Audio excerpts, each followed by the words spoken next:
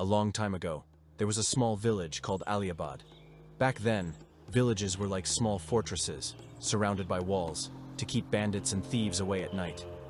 In Aliabad, there was a gatekeeper named Ramzon, a simple-hearted man who proudly guarded the village gate every night. Or at least, that's what he thought he was doing.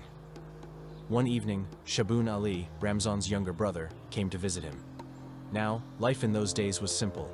There was no electricity, so by 8 p.m., the whole village would go to sleep.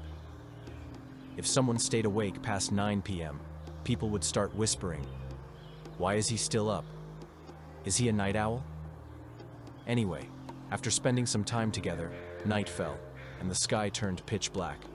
Shaboon Ali looked at the dark road leading to his own village, Nasrabad, and nervously turned to his brother. "Brother, I'm scared to go back home alone.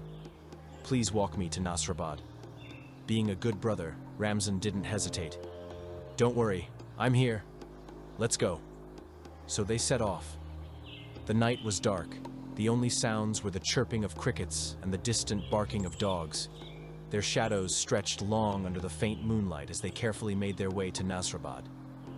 When they finally reached Shaboon Ali's home, Ramzon wiped the sweat off his forehead, ready to head back. But then he paused, looked around at the dark, silent road, and nervously whispered, "Brother, now that you're home, I'm scared to walk back to Aliabad alone. Can you walk me back?" And just like that, back they went to Aliabad. But the story doesn't end there. The moment they reached Aliabad, Shaboon Ali, still looking at the dark path, blinked and said, "Brother, it's still dark. I can't go back to Nasrabad alone. Walk me home again."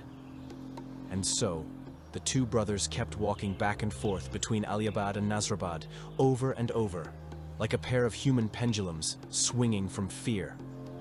This went on until the sky finally turned a pale shade of blue. The dawn was breaking, the roosters were crowing, and the first light of day crept over the horizon. Exhausted, they both looked at each other, let out a deep sigh, and said, "Brother, it's finally morning. I'm going home." And at last, they went their separate ways. One to Aliabad, the other to Nasrabad, too tired to realize they had spent the whole night walking.